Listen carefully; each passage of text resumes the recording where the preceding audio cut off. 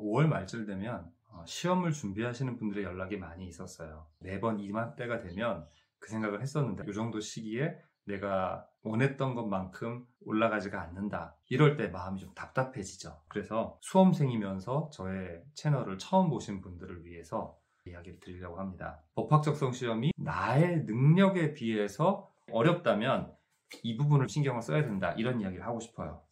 자, 글을 읽는 건 시험에서는 문제를 풀기 위해서입니다. 근데 문제라는 게 뭐냐? 글을 잘 이해했느냐? 또는 이런 선택지가 맞느냐 틀리냐를 구분할 수 있는가를 통해서 우리에게 전달하는 내용들을 이런 말에 헷갈리지 않을 정도로 정확하게 이해했느냐? 이걸 물어보는 거예요. 그렇다면 지문을 읽을 때의 목적은 옳은 선택지냐 틀린 선택지냐를 구분할 수 있는 거를 마음속에 갖기 위해서 지문을 읽는 거죠. 그거를 이해한다라고 얘기를 해볼게요.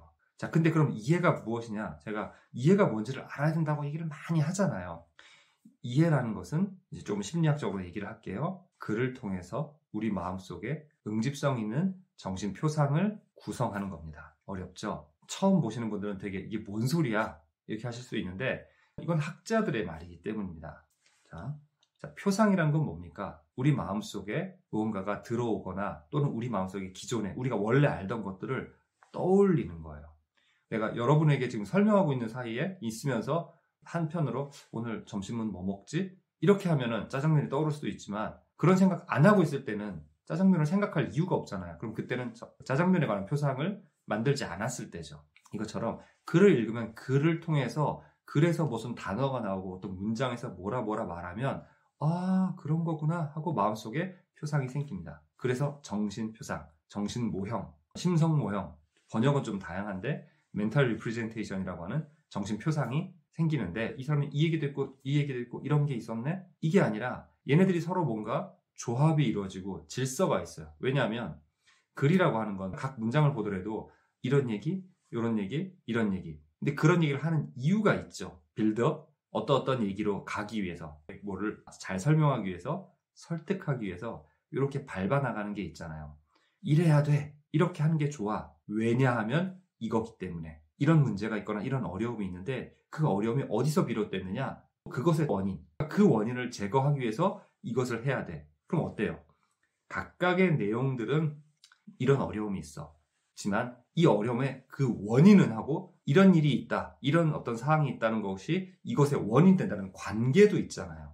그러니까 이런 관계들을 통해서 연결돼서 무엇이 어떠 그런 아이디어를 만들어주는 거예요.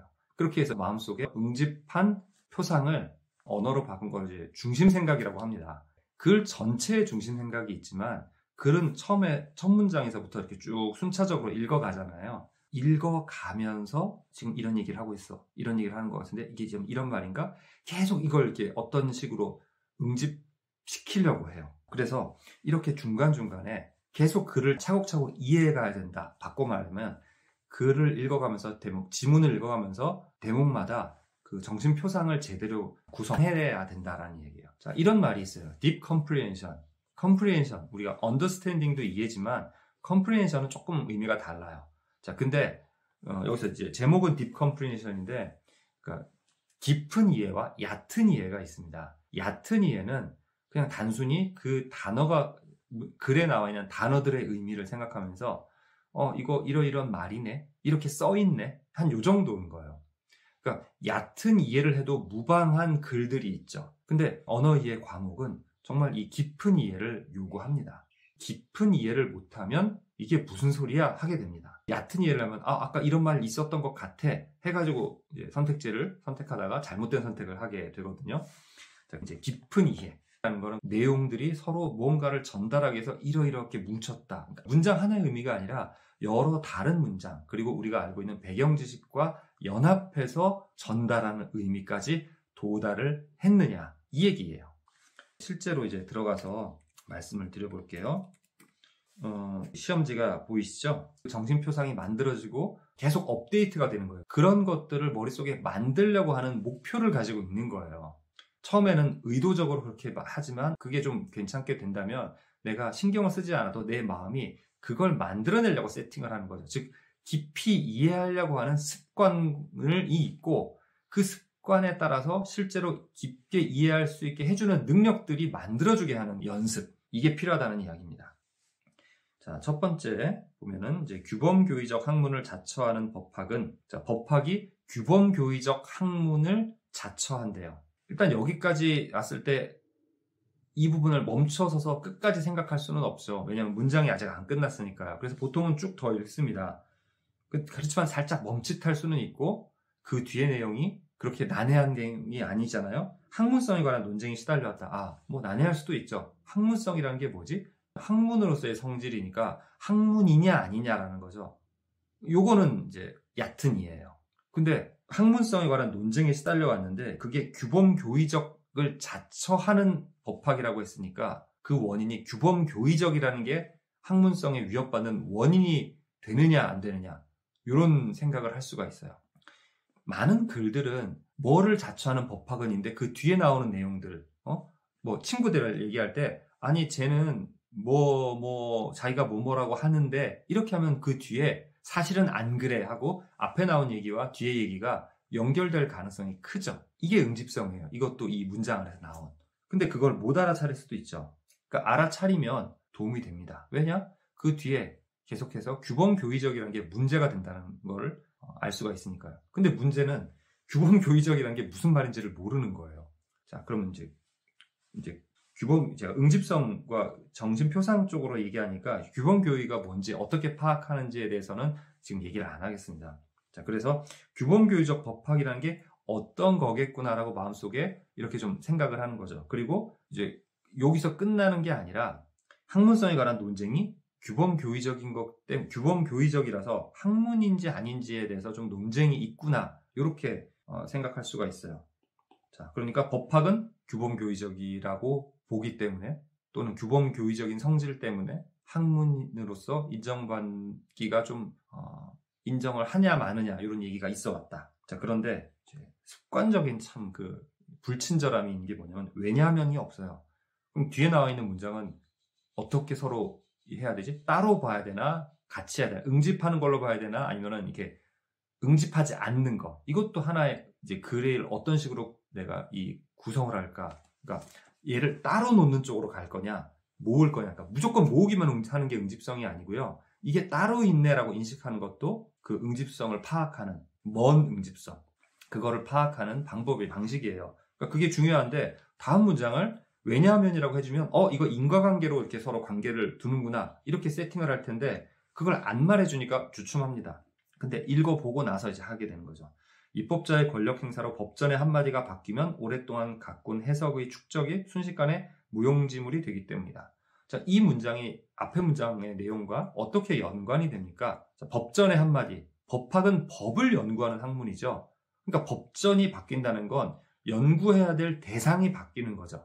그러니까 방금 법전이라는 게 뭐냐? 법이 실려있는 내용이고, 그 법전이 바뀐다는 건 법이 바뀐다는 거다. 이건 제 배경 지식에서 왔어요. 굉장히 간단한. 근데 여기서 끝나는 게 아니라 그 법이 바뀐다는, 법전의 한마디가 바뀐다는 것이 법학과 어떤 관계가 있는지를 파악하기 위해서 이런 생각을 한 거죠. 또는 그런 그 결과를 가져오는 해석을 한 거예요. 그래서 또 여기서 첫 번째 문장과 두 번째 문장 사이에 어떤 표상을 만들어낸 겁니다. 응집성을 만드는 거예요. 그래서 법전의 한마디가 바뀌면 오래 가꾼 해석의 축적이 순식간에 무용지물이 된다고 했는데, 여기서 말하는 이 해석의 축적이 곧 법학이구나, 이렇게 가는 거죠. 그러면 지금까지 읽었을 때 우리 마음속에 생긴 그 표상은 뭐냐? 아까 규범교의적 학문이라서 학문성의 논쟁이 있어 왔는데 그 논쟁의 내용이 뭐냐? 법전이 바뀌면 법학도 바뀐다. 그러니까 이게 자꾸 바뀌는데 이걸 학문이라고 할 수 있느냐? 그거 안 되나? 뭐 예를 들어서 소비자 트렌드에 대한 학문, 소비자학 이런 게 있잖아요. 소비자학이 바뀌잖아요. 물론 이게 큰 주기로 돈다는 얘기도 있지만, 그러면 이런 논리라면 소비자학 같은 것도 아닌 건가? 이런 얘기를 할 수 있는데, 뭐 시험 보다가 이런 생각까지 하는 건 좀 불필요하고요. 그래서 지금 법학이라는 것이 법전이 바뀌면 바뀔 수도 있다. 근데 좀 생각해보면 규범교의라고 하면 규범이 자꾸 바뀌는 거는 좀 이상하잖아요. 규범이라는 게 자꾸 바뀌면 그때그때 쫓아가야 되는데 이거 좀 안 맞지 않나? 뭐 이런 거 아니었을까? 하는 생각을 할 수 있는데, 자, 이 생각은 사실 이렇게 저처럼 편안하게 얘기하면서 좀 시간을 두고 얘기할 때 생각하는 거고, 아까 말한 그냥 단순한 그 표상, 그러니까 단순하다고 해서 깊지 않다는 게 아니고요. 그 몇 가지 이렇게 굵직한 그 구조로 되어 있는 이 표상, 이 정도로 만드는 게 가능하고, 그 정도는 되어 가야 이제 그 뒤에 나오는 얘기들을 계속 쌓아줄 수가 있는 거예요. 자, 이에 대한 도전으로서, 자, 이에 대한 도전. 그럼 이에 대한 도전이 뭔가요? 학문성이 무너져 내리는 거죠. 이러이러한 것 때문에 학문성이 위협받고 있는데, 이에 대한 도전으로서니까 이 사람도 같이 이 법학이 학문이냐 아니냐에 대해서 뛰어들어서 학문이 아니다 쪽으로 갈 거냐? 그게 아니라 학문성을 새롭게 이해하고자 했다라고 하니까 이게 법학은 이런 이유로 학문이 되는 거야. 자, 좀 멀리 있는 것처럼 아까는 규범교의를 자취했고 규범교의라고 믿었기 때문에 학문성의 논쟁이 있어 왔으니까 규범교의적이지 않은 다른 쪽으로 얘기를 하겠다라는 암시가 있는 거죠. 이것까지 이해해야 되느냐? 있으면 좋은데 없어도 상관은 없습니다. 그 다음에 가서 그런 부분들을 직접적으로 얘기해 줄 분이 나오니까요. 다만 100m를 뛰는데 발판이 있으면 좋죠. 단단하게. 또는 살짝, 이건 이제 정당한 게 아니라 그냥 100m 정도의 거리를 뛰는데 100m 지점에서 뛰는 사람과 90m 지점에서 뛰는 사람 어때요? 90m 지점에서 뛰는 사람이 훨씬 더 그 도착지, 목적지까지 가는데 더 유리하죠. 마찬가지로 첫 번째 단락을 읽었어요. 근데 그 방금 얘기한 그런 암시들이 내 표상 안에 그런 암시들이 조금 포함되어 있어서 혹시 그런 거 아닐까? 이렇게 되어 있으면 그 다음 내용들을 읽을 때 잘 흡수합니다. 그게 보여요. 누구를 만나지 않을까 하는 생각을 가지면 그날 만약에 만났을 때 빨리 알아봅니다. 여러 사람 안에서 그 사람을 탁 찾아내요. 글을 읽을 때도 그런 일이 일어나요. 자, 그래서 90m 또는 80m 앞에 나간 것처럼 가능한 한 많이 이해하고 가능성도 이렇게 좀 엿볼 수 있으면 좋은 거죠. 그러니까 그런 거 필요 없어가 아니라 할 수 있으면 좋은 겁니다. 그러니까 할 수 있다면 그렇게 파악할 수 있는 거를 쪽으로 나아가되, 아니라고 해서 못하는 건 아니에요. 비록 내가 90m 또는 100m 지점에서 출발하지만 가속도를 붙이면 되는 거죠. 자, 그럼 다음 단락 가볼게요. 알베르트는 우선 법학의 은폐된 특징을 통해서 신학과의 비교를 통해 문제 삼는다. 문제 삼는다. 새롭게 이해하고 했는데, 그러니까 봐요. 법학이 갖고 있는 것들을 이제 좀 뭔가 폐기하거나 이건 안 되는 거야 쪽으로 이해를 시켜주려고 가고 있는 것 같아요. 자, 신학과의 비교. 그랬더니 신학이 뭐냐? 법학은 당국의 고시, 어떤 법이 나오면 이렇게 딱 발표를 하죠. 그것처럼 고시에서 진리를 얻어낸다. 자, 법학이 진리를 얘기하는 거냐? 그러니까 조금 과학과는 진리, 철학 진리 이런 건 좀 연결이 잘 되는데 법학과 진리하니까 조금 낯설 수 있어요. 그런데 여기서 올바른 것, 주로 법은 정의를 추구하잖아요. 그러니까 이렇게 하는 것이 정의다. 이걸 좀 다르게 진리라고 표현할 수 있지 않을까, 이렇게 파악을 해요. 그런데 그게 신학과 구조적 유사성을 가지기 때문이다. 고시하니까 신학은 뭔가 계시? 그러니까 정부가 법을 딱 어쨌든 입법해가지고 내놓는 것처럼 교리를 내놓으면 그걸 신학이 받아서 뭔가를 하는 거 아닐까. 근데 이 교리를 내놓는 거야 신의 어떤 이야기, 신의 계시라든가 또는 신을 대변하는 사람들의 말, 이렇게 될 수 있겠죠. 자, 그래서 보니까 신학이 경전 해석을, 신의 대변자 또는 대변하는 기록물인 거죠. 경전은. 그래서 그 경전의 해석을 통해 근데 권위를 확보하듯이래요. 앞에서 아까 진리를 얻어낸 점에서 신학과 구조적 유사성을 가지니까 신학도 진리를 얻어낸다 이렇게 파악하게 되는데, 이번에 권위가 나왔습니다. 그러니까 경전의 해석을 통해서 권위를 확보하는 것처럼 그럼 법학도 무슨 권위를 확보한다는 얘기가 나오겠죠. 법학은 법전을 확인하고 문제개와 관련하여 이를 해석한다. 자, 신학도 해석하고 법학도 해석하네요. 그러니까 유사성이 있으니까 이번에 머릿속에 만드는 표상은 법학과 신학. 근데 이제 그 내용 요소를 가면 경전을 통해서 경전을 해석해서 신학이 나오고 법전을 해석해서 법학이 나온다. 이런 표상을 만들어내는 거죠. 자, 그런데 또 나오는 게 권위예요. 경전을 해석해서 그 신학의 내용들이 권위를 가지는 것처럼 법전의 내용을 통해서 권위를 가진다는 거죠. 자, 그래서 법전은 학문적 비판이나 성찰의 대상이 아니라 해석적 권위의 원천이자 근거가 된다. 법전은. 그러니까 법이 나오면 법학은 이런 쪽으로 좀 이해가 되는데요. 법전은 학문적 비판이나 성찰의 대상이 아니에요. 근데 법학은 무엇을 대상으로 연구합니까?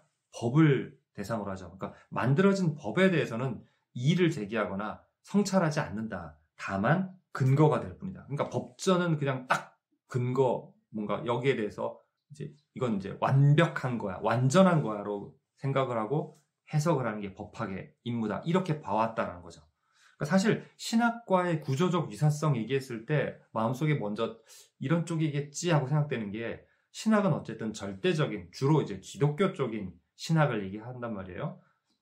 신학은 절대적으로 신의 것에 대해서 의의를 제기하는 게 아니라 어떻게 하면 그 신의 뜻 또는 교리, 그거를 해석하느냐, 유용하게, 또는 그 신의 그 교리의 참 뜻이 뭐냐, 이런 걸 하는 거죠. 그러니까 교리 자체에 이의를 제기하는 게 아니라는 거죠. 자, 그런 생각이 먼저 들었었는데 읽어보니 역시 그랬어요.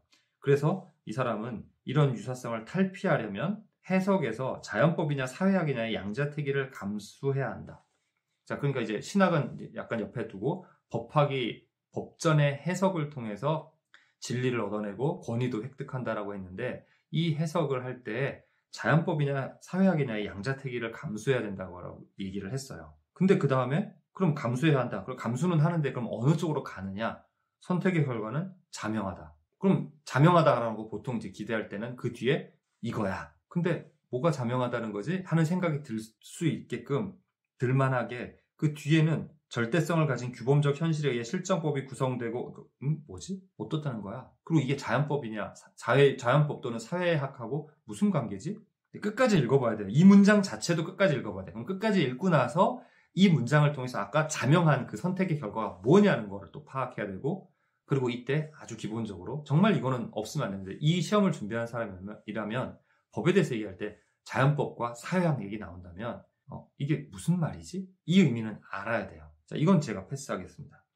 자, 그래서 선택의 결과는 자명한데 절대성을 가진 규범적 현실에 의해 실정법이 구성되고 또 구속된다고 보는 견해. 자, 이런 견해가 있죠. 실정법이 무엇에 의해서 구성되고 또 그것에 구속된다라고 보느냐? 절대성을 가진 규범적 현실인 거예요. 현실이 규범적 현실이래요. 이거는 말하자면 세계관? 이 현실은 절대성을 가진 그런 규범에 있어, 규범의 하에 있어, 그것에 지배되거나 그것을 따라야 돼. 이게 약간 신학적 또는 종교적 사고관인 거죠. 그러니까 그것에 의해서 실정법도 구성된다라는 거니까 마치 자연법 사상인 거죠. 법은 자연법에서 유래해서 나왔다. 자, 그런데 그게 신적인 힘으로 설립된 세계를 믿는 관점에 의해서만 유지될 수가 있어요. 자, 그렇게 유지될 수 있어. 그러면 이때 어떤 선택을 취해야겠어요?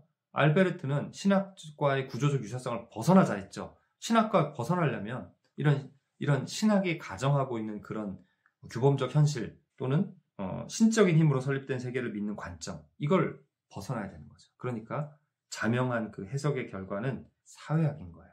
자명한 그 선택의 결과는.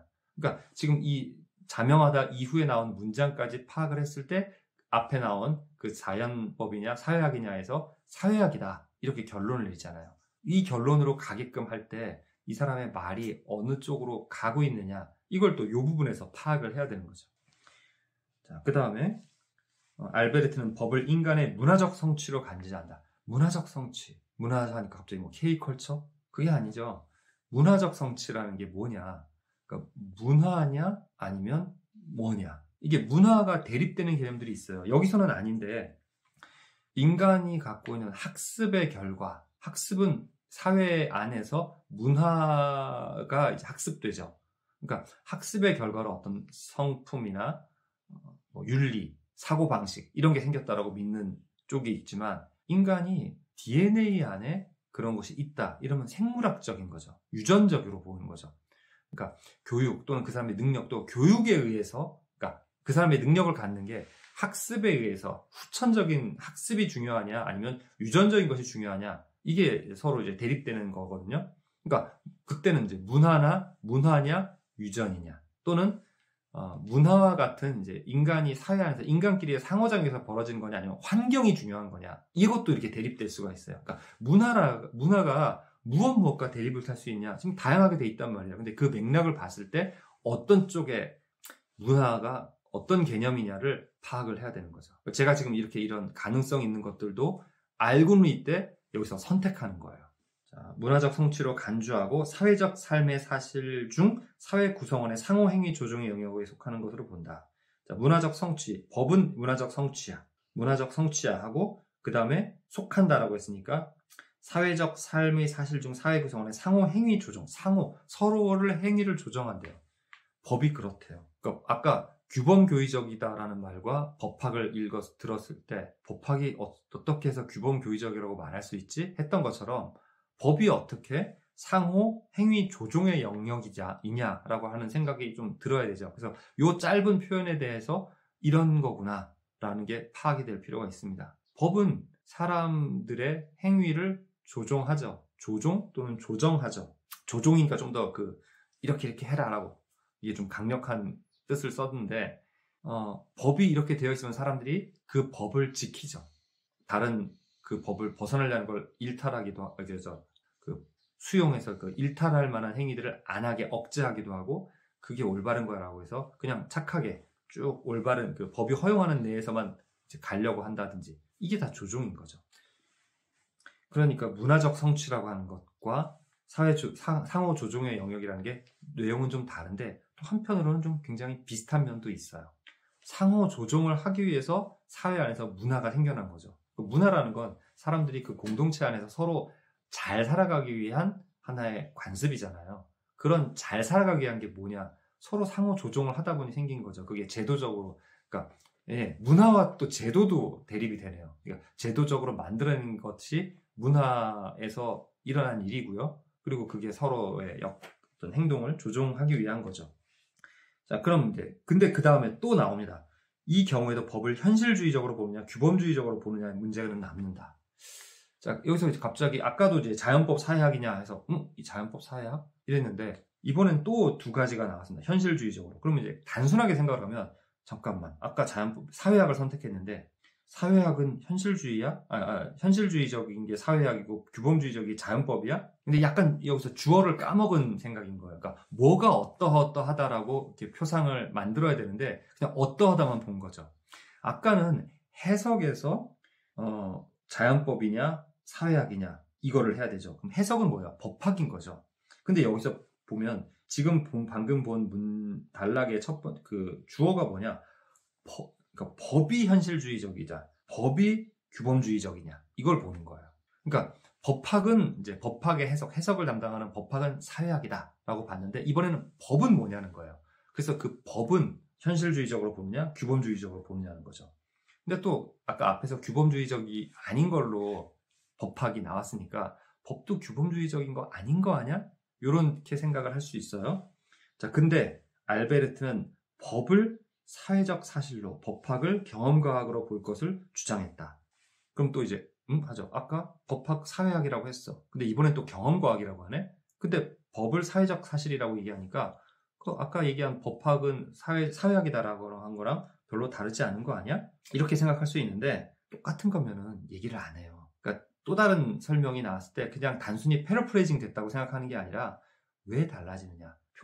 마음속에 든 표상을 아까 거를 적용하면 이렇게 될 텐데 여기 나온 말을 통해서 이 표상을 다시 업데이트해서 좀 더 정확하게 또는 좀 더 아까 파악한 것보다는 좀 다른 쪽으로 간다. 이걸 알아야 돼요.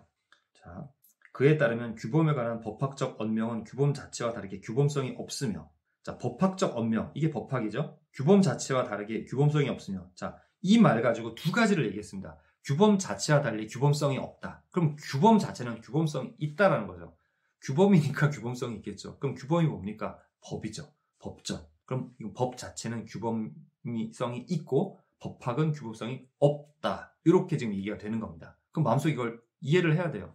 법은 이렇게 해야 된다. 이러니까 규범성인데 법학은 규범성이 없다라는 거를 잘 이해해야 돼요. 근데 아까 처음에 생각해보니 법학이 규범교의적이라고 얘기를 했잖아요. 그러니까 거기서 출발을 했는데 이 사람이 법학은 규범교의적이지 않다로 가는 거죠. 그러니까 그 않다라는 결론이 어디서 나왔느냐? 아까 이제 신학과의 구조적 유서성을 벗어나자에서부터 출발해서 이렇게 설명을 하고 있는 거예요.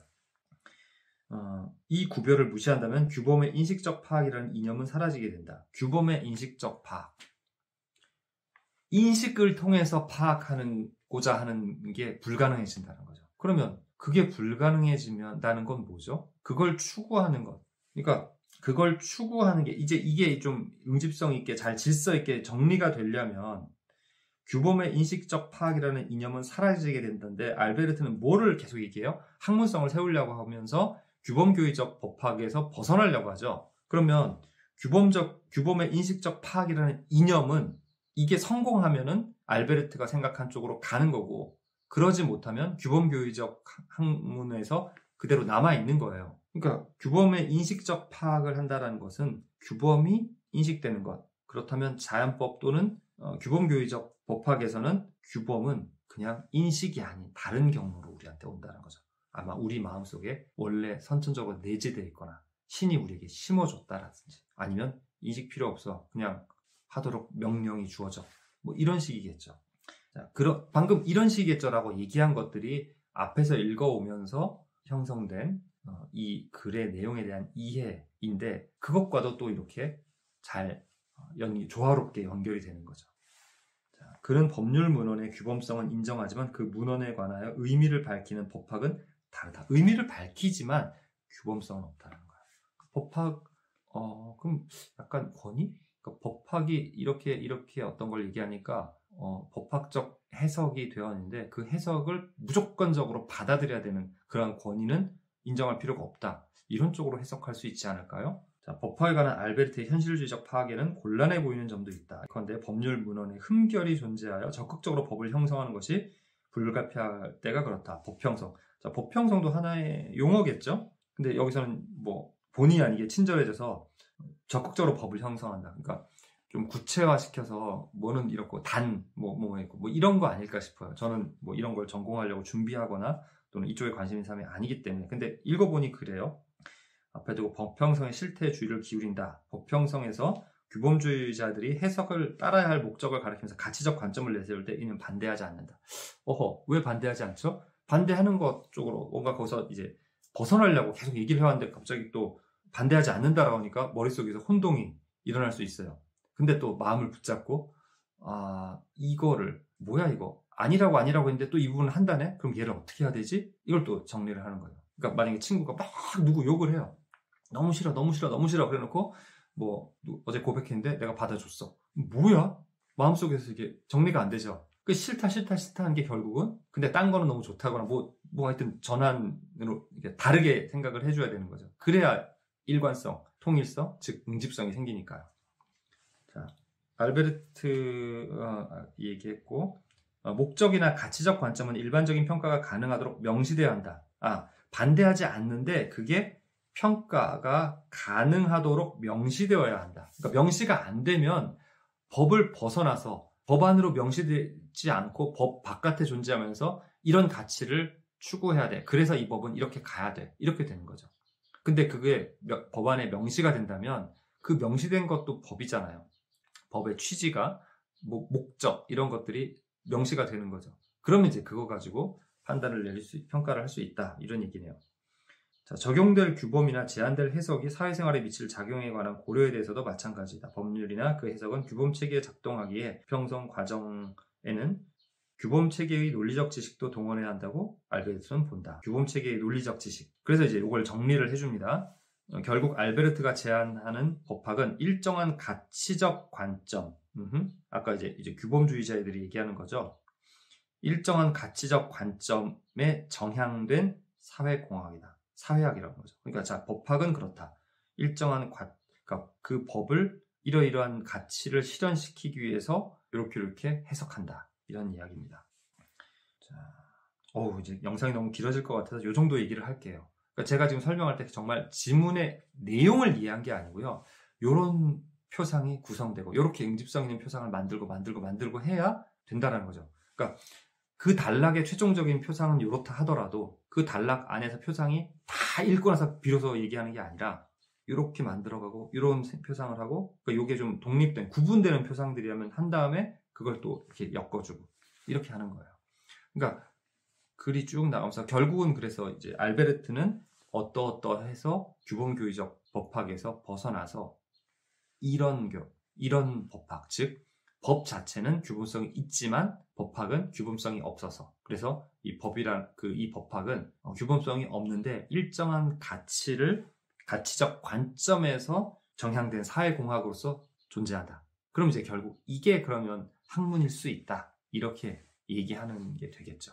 근데 이제 알베르트에서 끝나는 게 아니라 여기에 대해서 사비니가 또 얘기를 해요. 그러면 알베르트를 해석한 표상이 있죠. 알베르트는 이러이러한 식으로 법학의 학문성을 얘기하는구나. 그럼 알베르트는 이런 식으로 법학을 이해했어 라는 내용 안에는 그 전에 알베르트가 거부한 그게 있죠. 근데 사비니에 대해서 이제 알베르트를 비판했으니까 사비니의 그 법학을 또 이렇게 해왔면서 얘네가 서로 비교가 돼야 되죠. 그러니까 알베르트가 이런 얘기를 했으니까 사비니는 이런 얘기예요. 그러니까 알베르트 거를 참고하면서 서로 대조적인 그런 표상을 만들 수가 있는데, 이거는 이전에 법학을 규범교의적 학문이라고 얘기했던 것과 대비해서 알베르트의 법학이 나온 것과 유사해요. 자, 근데 이 사비니의 것이 제3의 것이 아니라 이 규범교의적인 부분들을 수용해야 된다는 얘기가 나와요. 그러면 이제 요거를 이용해서 이렇게 가는 거죠. 근데 만약에 사비니의 것이 근데 앞에서 규범교의적 학문으로서의 법학에 대해서 많은 얘기를 안 했거든요. 신학과의 어떤 구조적 유사성이 있다. 근데 사비니가 신학과의 구조적 유사성을 그대로 계승했다라고 하면 정말 완벽하기보다는 거의 알베르트가 거부했던 거를 사비니가 다시 얘기하는 게 될 텐데, 그렇게 하면 어쨌든 간에 알베르트의 그 비판에서 벗어날 수가 없잖아요. 그러니까 사비니는 알베르트가 비판했던 것을 비판하면서 규범교의적 학문으로서의 법학을 어느 정도 이제 방어를 해내는 게 되겠죠. 그러니까 그런 부분은 우리가 초반 읽을 때 또는 알베르트의 주장을 통해서 기존 그 규범교의적 법학에 대해서 머릿속에서 우리가 방어하려는 생각을 안 했는데, 이제는 사비니의 걸 통해서 그게 되는 거죠. 그렇게 되면 또 전체적으로 더 확장된 표상, 더 세밀하고 더 커진 이 표상으로서 글 전체에 대한 표상이 완성이 되는 거예요.